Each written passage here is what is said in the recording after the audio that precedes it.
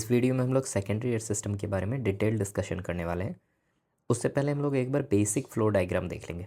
So basic flow diagram secondary air system का। Air system को हम लोग दो डिफरेंट कैटेगरी में डिवाइड कर सकते हैं, एक प्राइमरी एयर और एक सेकेंडरी एयर, जो थर्मल पावर प्लांट में रिक्वायर्ड होता है। प्राइमरी एयर सिस्टम वो है जिससे हम लोग कोल को फ्लो कराते हैं, कोल को फ्लो करा के फर्नेस तक ले जाने के लिए काम होता है, कैरी करना इसका पर्पस है। सेकेंडरी एयर सपोर्ट करता है कंबशन को। कंबशन होने के लिए जो एयर चाहिए, जो हमें ऑक्सीजन चाहिए, वो प्रोवाइड करेगा सेकेंडरी एयर सिस्टम, और जो कोल को कैरी करने का काम करेगा फर्नेस तक, वो करेगा प्राइमरी एयर सिस्टम। इस वीडियो में हम लोग सेकेंडरी एयर सिस्टम के बारे में स्टडी करने वाले। सेकेंडरी एयर सिस्टम हमें मिलता है वो एफडी फैन से मिलता है, फोर्स्ड ड्राफ्ट फैन से मिलता है एफडी फैन। तो जनरली 500 मेगावाट यूनिट के लिए जो हम लोगों का डिज़ाइन होता है, उसमें दो एफडी फ़ैन लगे रहते हैं, FD fan A and FD fan B. ये दो एफडी फ़ैन मिलके एक कॉमन डक्ट से डिस्चार्ज करता है। यहाँ से एयर आगे की तरफ जाती है, कॉमन डक्ट से जाने के बाद ये एयर प्राइमरी हीटर में जाके हीट अप होती है। हीट अप होने के बाद ये दो पार्ट्स में डिवाइड हो जाती है, लेफ़्ट एंड राइट में। लेफ़्ट साइड और राइट साइड में ये फर्नेस के फर्स्ट पास में जाके एंटर करेगी। पहले ये एक विंड बॉक्स में जाएगी, ये विंड बॉक्स में एंटर करेगी, वहाँ कलेक्ट हो जाएगी। कलेक्ट होने के बाद बहुत सारे डैम्पर्स वहाँ पे होते हैं, उस डैम्पर के थ्रू ये इंटर करेगी फर्नेस के अंदर, जहाँ पे ये फायरिंग को सपोर्ट करेगी।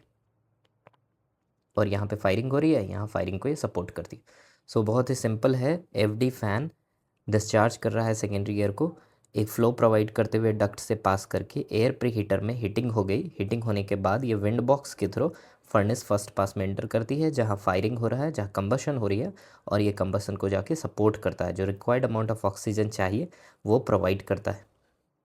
सो यहाँ पर ये जो दिखाया गया डायग्राम, ये डायग्राम एक्चुअल में ये कंट्रोल रूम में जो DCS में खुलने वाला डायग्राम पेज है, उससे सिमिलर है। सो ये एफडी फ़ैन है। सबसे पहले एफडी फ़ैन पे थोड़ा सा डिस्कशन कर लेते हैं। एफडी फ़ैन का फुल फॉर्म हो गया फोर्स ड्राफ्ट फ़ैन।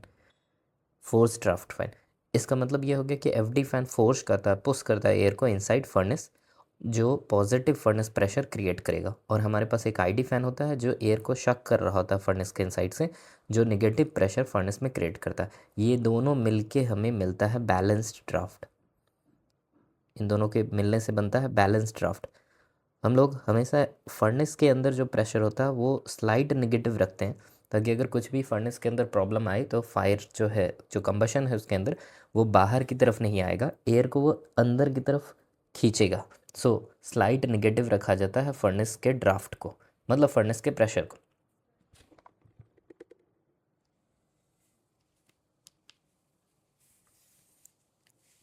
अब एफडी फ़ैन के बारे में देखेंगे। एफडी फ़ैन का यहाँ पे DCS वर्जन दिखाया गया। ये एफडी फ़ैन है, ये एफडी फ़ैन हो गया, और ये ब्लेड पिच हो गया। एफडी फ़ैन एक्चुअल में कैसा होता है? एफडी फ़ैन का मेन पर्पस तो क्लियर है कि वो सपोर्ट करेगा कंबशन को, एयर प्रोवाइड करेगा जो सपोर्ट करेगा कंबशन को। एफडी फ़ैन एक एक्सियल फ्लो फ़ैन है, एयर फ्लो एफडी फ़ैन में होगा, वो एक्सियल फ्लो करेगा। तो यहाँ से एफडी फ़ैन ने सक्शन लिया, ये एटमॉस्फेयर है, यहाँ से ये सक्शन ले रहा है, यहाँ पे स्ट्रेनर लगा है, स्ट्रेनर मैश जाली जैसा है जो एयर को थोड़ा सा क्लीन करेगा। यहाँ से सक्शन लेने के बाद एफडी फ़ैन एयर इंटर करेगी, एयर इंटर करके एक्सियली फ्लो करेगी, और ये फ़ैन का ब्लेड्स है, उससे एक्सियली पास करते हुए इस डायरेक्शन में आगे की तरफ निकल जाएगी। ये जो ब्लेड है, जो फ़ैन का एक्चुअल ब्लेड है, यही रोटेशन करेगा। ये रोटेशन करेगा तो प्रेशर जनरेट करेगा। ये एयर इधर से आ रही है एटमॉस्फेयर से, आगे की तरफ प्रेशर के साथ डक्ट में डिस्चार्ज हो जा रही है। सेम वे में यहाँ पर भी इस तरह से हो रहा है। ये इस तरफ से एटमॉस्फेयर से स्ट्रेनर के थ्रू शक किया फ़ैन ने, और ब्लेड के रोटेशन के कारण जो प्रेशर जनरेट हुआ उससे ये आगे की तरफ एयर फ्लो हो जा रहा है। ठीक है, दोनों केसेस में इस तरह से। एरो यहाँ पे रिवर्स हो गया है, तो ध्यान देंगे, एयर फ्लो इन कर रहा है वर्टिकली और डिस्चार्ज हो रहा है लेफ्ट साइड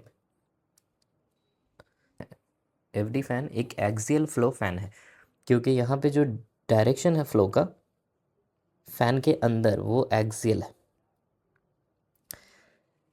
एफडी फ़ैन का स्पीड जो होता है, जो जो इसके फ़ैन का ब्लेड का स्पीड होता है, वो कांस्टेंट होता है, वो अराउंड 990 RPM फिक्स्ड होता है। तो अब सवाल यह है कि एफडी फ़ैन में जो अमाउंट ऑफ एयर रिक्वायर्ड होगा, एयर फ्लो जो रिक्वायर्ड होगा टन पर आवर में, ये वेरिएबल कैसे कर सकते हैं, इसको कंट्रोल कैसे करते हैं। इसको कंट्रोल करने के लिए हम लोग यहाँ पे ब्लेड पिच दिया रहता है, ये ब्लेड पिच को वेरी कराएंगे जिससे कि एफडी फैन का एयर फ्लो कंट्रोल होगा, इसीलिए इसका नाम है ब्लेड पिच कंट्रोल। सपोज़ ये एफडी फैन का ब्लेड्स है, ये एफडी फैन के ब्लेड्स में क्रॉस सेक्शन है, ये अपने प्लेस पे थोड़ा सा मूव कर सकता है। सो अगर ब्लेड पिच को हम लोग इंक्रीज़ कराएंगे, इसका मतलब ये हो गया कि ये ब्लेड पिच का क्रॉस सेक्शन कम होगा मूवमेंट के कारण, जिस कारण से जो मार्जिन है, जो एयर फ्लो को स्पेस मिलेगा इंटर करके आगे जाने के लिए, ये ज़्यादा मिलेगा, इस केस में वो स्पेस कम है। सो जब भी ब्लेड पिच को हम लोग चेंज करेंगे, उसके कारण जो हमारा टन पर आवर है वो चेंज करेगा, एयर फ्लो भी चेंज करेगा, क्योंकि फ़ैन का स्पीड कांस्टेंट रहेगा। सो फ़ैन का स्पीड कांस्टेंट होने के कारण हमें जब भी डिस्चार्ज को चेंज करना होगा, फ्लो को चेंज करना होगा, तो हमें ब्लेड पिच में कमांड देना होगा। ये ब्लेड पिच जो है वो ब्लेड के रोटेशन को कहते हैं, ये भी ऑयल से कंट्रोल किया जाता है। सो हमें एक ऑयल सिस्टम चाहिए होगा। यहाँ पर ये जो प्रोवाइड किया गया ये ऑयल सिस्टम है, ये LOP-A है, ये LOP-B है, 2 LOP लूब ऑयल पंप लगे हुए हैं। इस लूब ऑयल पंप का एक अपना डिस्चार्ज प्रेशर है, इस प्रेशर से ही हमारा बेयरिंग में लुब्रिकेशन भी हो रहा है, और इसी प्रेशर से एक लाइन जाकर ब्लेड पिच को मूव कराने के लिए यूज़ की जा रही है। सो ऑयल जो LOP सिस्टम है, इसमें 2 प्रकार का ऑयल जनरेट हो रहा है, 2 प्रेशर वाला ऑयल जनरेट हो रहा है। एक है कंट्रोल ऑयल जो ब्लेड पिच को कंट्रोल करेगा, और एक है लूब ऑयल जो बेयरिंग के लुब्रिकेशन में काम आएगा। जो फ़ैन है उसकी जो बेयरिंग है वो सिलेंड्रिकल रोलर बेयरिंग है। रेटेड वोल्टेज जो होगा फ़ैन का वो 11 kV से चलेगा, और करंट अप्रॉक्स जो है वो 60 एम्पियर, नॉर्मल रनिंग सिचुएशन में 60 एम्पियर कंज्यूम करता है। लूब ऑयल जो हम लोग यूज़ करते हैं वो सर्वोजेम 3 यूज़ करते हैं, या उसके इक्विवेलेंट कोई भी ऑयल यूज़ करते हैं। और लूब ऑयल का जो प्रेशर जनरेट होता है, डिस्चार्ज प्रेशर, वो लगभग 25 kg पर cm² होता है, जो सफिशियंट है ब्लेड पिच के मूवमेंट के लिए। और इसी प्रेशर को एक पार्ट को रिड्यूस करके हम लोग 5 kg पर cm² भी कर देते हैं, जिससे कि लुब्रिकेशन प्रोवाइड किया जाता है, क्योंकि लुब्रिकेशन प्रोवाइड करने के लिए हमें 5 से 3 kg का प्रेशर रिक्वायर्ड होता है। यहाँ पे डिटेल वर्जन है सेकेंडरी एयर फ्लो सिस्टम का। हमारे DCS कंट्रोल पैनल में जिस तरह का दिखेगा, लगभग वैसा ही सिमिलर यहाँ पर रिप्रेजेंटेशन है। सो हम लोगों ने ये FD फ़ैन के बारे में देखा। FD फ़ैन हो गई A, FD fan B, 2 FD fan हो गई। FD फ़ैन के जस्ट सामने हमारे चेन गेट लगा होता है, ये चेन गेट का रिप्रेजेंटेशन है। ये चेन गेट से होते हुए, चेन गेट ओपन रहेगी, इससे होते हुए आगे की तरफ एयर फ्लो करेगी। FD फ़ैन एयर ले रहा है एटमॉस्फेयर से, सक्शन कर रहा, प्रेशर जनरेट करके गेट के थ्रू आगे डक्ट में चला जा रहा है। FD फ़ैन जो प्रेशर जनरेट करता है, जो डक्ट में आगे की तरफ भेजता है, वो लगभग 200 mm water column pressure generate करता है। डक्ट में जाने के बाद ये एक इक्वलाइजिंग लाइन है, यहाँ से होने के बाद ये 2 पार्ट्स में बढ़ती है, एक डायरेक्ट चली जा रही है और एक यहाँ से बाईपास इस तरह से होके एक स्कैप से पास करती है। ये स्कैप है steam coil air preheater. Steam स्कैप हो गया, एयर प्रीहीटर है एक प्रकार का, जिसमें स्टीम का यूज़ किया जाता है। स्टीम का कॉइल ऐसे करके जाता है, स्टीम का कॉइल इन करता है, और वहाँ पर एयर उससे होते हुए पास करती है, जिसके कारण स्लाइड से हीटिंग हो जाती है। फाइनल एयर हिट होने के बाद, प्री हीट होने के बाद एयर प्री हीटर में पास करता है। एयर प्री हीटर में भी हीटिंग हो रही है फ्लू गैस के थ्रू। इन दोनों पे ध्यान देंगे। स्कैप यूज़ कर रहा है स्टीम का, ये स्टीम हम लोग प्रोवाइड करते हैं ऑक्सिलरी स्टीम सिस्टम से, APRDS सिस्टम से, ओके।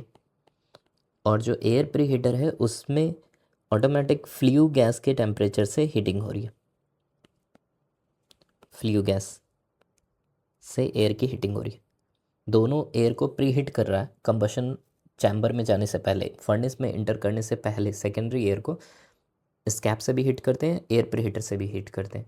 इंपॉर्टेंट ये है कि स्कैप हमेशा चार्ज नहीं होता है, क्योंकि स्टीम का यूज़ कर रहे हैं तो स्टीम वेस्ट करना भी ठीक नहीं है।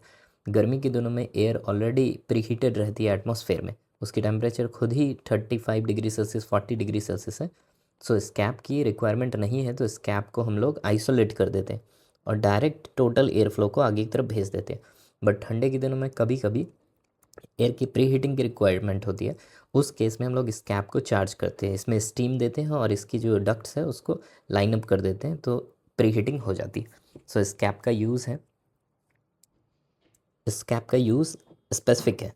उसके बाद एयर फ्लो करता है एयर प्री हीटर में। एयर प्री हीटर में फ्लू गैस हमेशा पास कर रही होती है और एयर प्री हीटर में हीटिंग हमेशा होती है।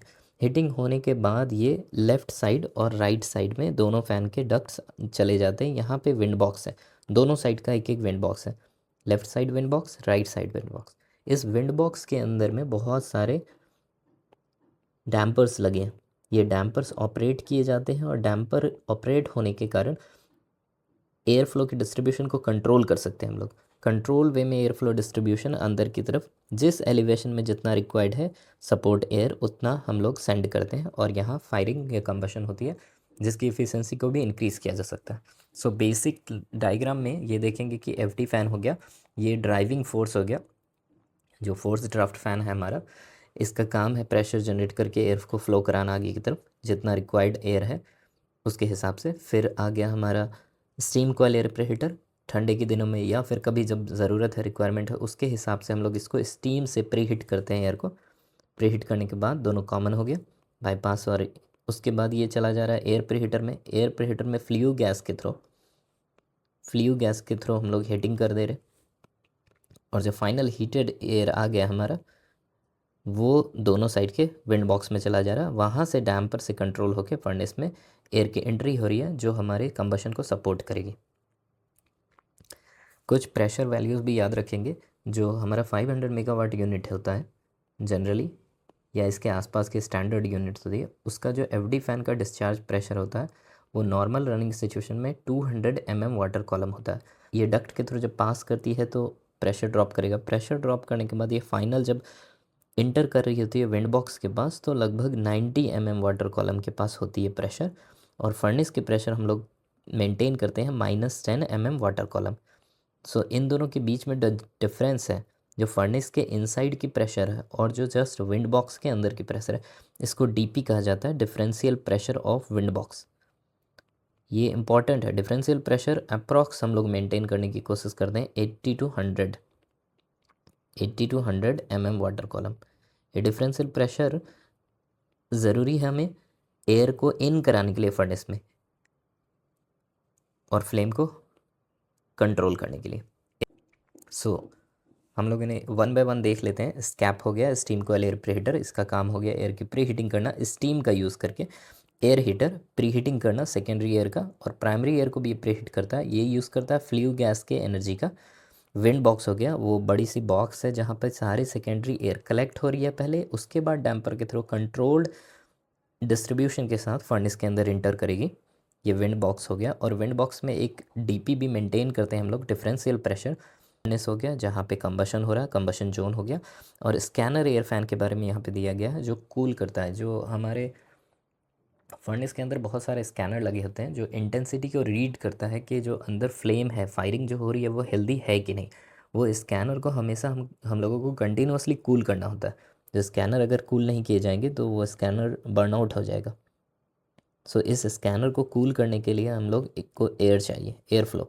वो एयर जो है वो स्कैनर एयर फैन से मिलता है। इस एफडी फैन के कॉमन हेडर से हम लोग स्कैनर एयर फैन का सक्शन लेते हैं, और फिर स्कैनर एयर फैन में उसके प्रेशर को इंक्रीज़ करा के हम लोग सारे स्कैनर पे से उसको फ्लो कराते हैं, जिससे स्कैनर कूल डाउन होता रहता है और स्कैनर हमारा प्रॉपर फंक्शन करते रहता है, ओवर हीटिंग से बच जाता है। इस पार्ट में हम लोग देखेंगे फर्नेस के अंदर कंबशन हो गया, सेकेंडरी एयर फ्लो आ गई, सेकेंडरी एयर फ्लो सपोर्ट कर दिया, कंबशन हो गया। कंबशन होने के बाद जो फ्लू गैस बनती है वो कैसे आगे की तरफ मूव करती है। सो फ्लू गैस, फर्नेस में फ्लू गैस बन गई है। Flue gas water wall tubes जो भी रहेंगे हमारे उन सबको हिट करना शुरू करेगी। वाटर वॉल ट्यूब्स को एनर्जी देगी, एनर्जी देने के बाद ऊपर की तरफ राइज करेगी। राइज करने के बाद हैंगिंग कॉइल्स मिलेंगे। सबसे पहला जो हैंगिंग कॉइल मिलता है वो डिविजनल हैंगिंग कॉइल मिलेगा। अंदर सुपर हीटिंग हो रही है स्टीम की, उसके बाद ये पास करेगा प्लेट एंड सुपर हीटर से, उसके बाद रीहीटर कॉइल्स मिलेंगे, ये भी हैंगिंग कॉइल है। फिर ये सेकेंड पास में आएगी, सेकेंड पास में हॉरिजेंटल सुपर हीटर मिलेगा जिसको LTSH भी कहते हैं, लो टेम्परेचर सुपर हीटर। अभी यहाँ तक आते आते स्टीम इस प्लेस तक आते आते जो फ्ल्यू गैस है उसकी टेम्परेचर ड्रॉप कर चुकी है। सो ये लो टेम्परेचर की सुपर हीटिंग कर सकती है, हाई टेम्परेचर की सुपर हीटिंग हो चुकी है। उसके बाद ये सेकेंड पास में इकोनोमाइज़र से क्रॉस करती है, इकोनोमाइज़र में वाटर की प्री हीटिंग हो रही है। अभी जो फ्ल्यू गैस है उसकी एनर्जी घट चुकी है, वो वाटर की प्री हीटिंग कर सकती है, सुपर हीटिंग जोन से अब बाहर निकल चुका है। इकोनोमाइज़र से फ्ल्यू गैस पास करने के बाद, इकोनोमाइज़र से पास करने का मतलब ये हो गया कि इकोनोमाइज़र के जो भी कॉइल्स हैं उसके ऊपर से फ्ल्यू गैस पास करिए। यहाँ से पास करने के बाद फ्ल्यू गैस दो डक्ट्स में डिवाइड होकर दो डिफरेंट एयर प्रीहीटर से पास करेगी। एयर प्रीहीटर में ये एयर की प्रीहीटिंग करेगी, जो हमारा सेकेंडरी एयर आ रहा था यहाँ से होकर गया था। सो एयर प्रीहीटिंग करने के बाद ये आगे की तरफ जाएगी और ESP फील्ड से पास करेगी, इलेक्ट्रोस्टैटिक प्रेसिपिटेटर, एक बड़ा सा जोन होता है पावर प्लांट में। इससे पास करते हुए यह ID फैन में जाएगी। ID फैन इसको खींच रहा होता, सक्शन प्रोवाइड कर रहा होता, सक्शन करके नेगेटिव प्रेशर, ID फैन ही रिस्पॉन्सिबल है जो फर्नेस के अंदर नेगेटिव प्रेशर जनरेट करके रखा हुआ है। ID फैन खींच के बाहर की तरफ डक्ट या चिमनी में इसको डिस्चार्ज कर दे रहा। सो अभी जो हम लोगों ने देखा, ये विंड बॉक्स हो गया जो इम्पॉर्टेंट है सेकेंडरी एयर सिस्टम में। विंड बॉक्स हो गया जहाँ पर सारे सेकेंडरी एयर लेफ़्ट साइड के और राइट साइड के अलग अलग कलेक्ट होते हैं, और फिर वहाँ पे बहुत सारा डैम्पर्स लगा होता है जिसको हम लोग कंट्रोल करके अलग अलग एलिवेशन में एयर को पुश कर सकते हैं। So wind box DP important parameter हो गई, सुपर कॉइल्स हो गया, डिविजनल हो गया, प्लेटेंट हो गया, रीहीटर हो गया, फिर आएगा LTSH। उसके बाद आएगा सेकेंड पास में इकोनोमाइज़र का कॉइल्स, और फिर एयर प्रीहीटर में चली जाएगी फ्ल्यू गैस। इकोनोमाइज़र कॉइल काम क्या कर रहा है, प्री हीटिंग कर रहा है वो फीड वाटर का, जो फीड वाटर आ रही है पहले उसको प्री हीट करना है, वो इकोनोमाइज़र कॉइल से होते हुए निकलेगी, निकल के ड्रम में चली जाएगी। एयर हीटर हो गया, ESP फील्ड हो गया, ID फैन हो गया, और चिमनी हो गया जहाँ से फ्ल्यू गैस एग्जिट करा। सो ओवरऑल अगर हम लोग बात करेंगे इक्विपमेंट की सेकेंडरी एयर सिस्टम में, तो सबसे पहला इक्विपमेंट जो सबसे इंपॉर्टेंट है वो है FD fan, force draft fan. इसका मेन काम है एयर फ्लो कराना, सेकेंडरी एयर को फ्लो कराना और प्रेशर जनरेट करना। ये प्रेशर कितना जनरेट करता है, लगभग नॉर्मल सिचुएशन में 200 mm वाटर कॉलम का प्रेशर जनरेट करता है। ये सफिशिएंट प्रेशर होता है लार्ज डक्ट के लिए, बहुत सारे अमाउंट ऑफ एयर को फ्लो कराने के लिए।